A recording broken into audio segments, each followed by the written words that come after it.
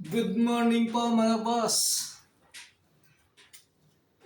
Lumang dial gauge o dial indicator.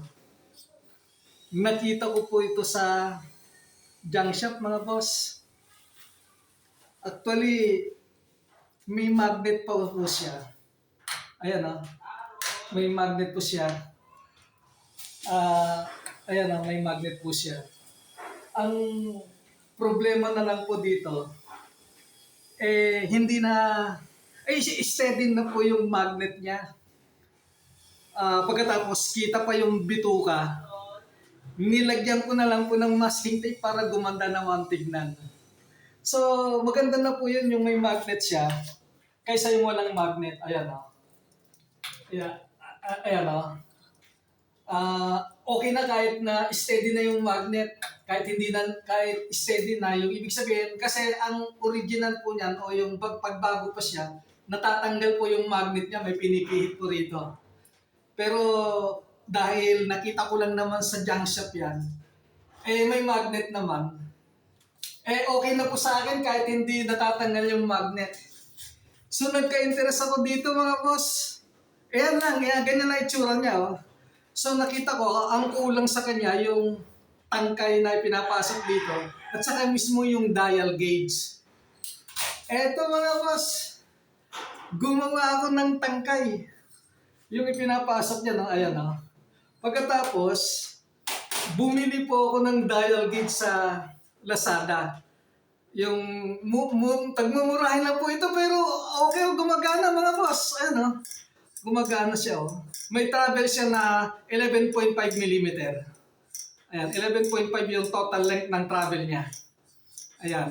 Kasi ang isang kumpletong ikot ng gauge ay 1 mm yun eh. Halimbawa yan ganyan. Yung isang kumpletong ikot ng dial, 1 mm yun. Nakaka 11 at kalahati siyang ikot. Kaya 11.5 mm ang travel niya.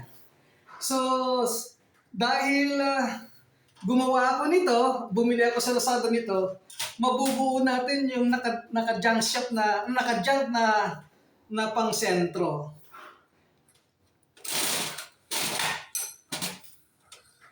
Bubuoin natin yung pang sentro. Ayan. So, ayan Ayan Pagkatapos, gumawa na rin ako ng wing bolt at saka wing nut. I-wing bolt at saka wing nut na po natin to. Ayan. Naka-wing bolt, tapos lagyan natin ng flat washer at saka lock washer at saka yung wing nut na ginawa natin.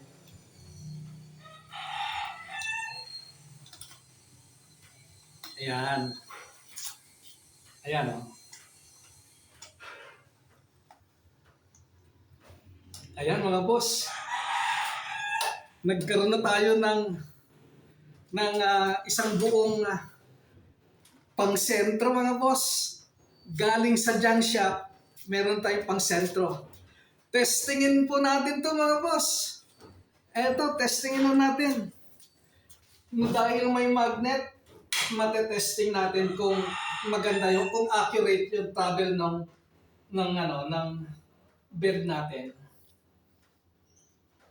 Ayan mga boss. Naka-set up po yan. Tapos iikutin ko yung bed natin kung perfect po yung bed natin. Ayan So ayan po, ito ikutin ko na. Ayan po mga boss. Natetesting na natin yung ginawa nating dial indicator pang sentro. Ayan po, kita nyo naman po kung gaano ka-perfect ang bed ng milling machine natin. Na-testing po natin yan dahil nakakita tayo sa junk shop ng sira ng ganyan, nabuo natin. Ayan, nagagamit na natin po dito. Ayan po. Pagbalik, steady lang po siya. Ayan.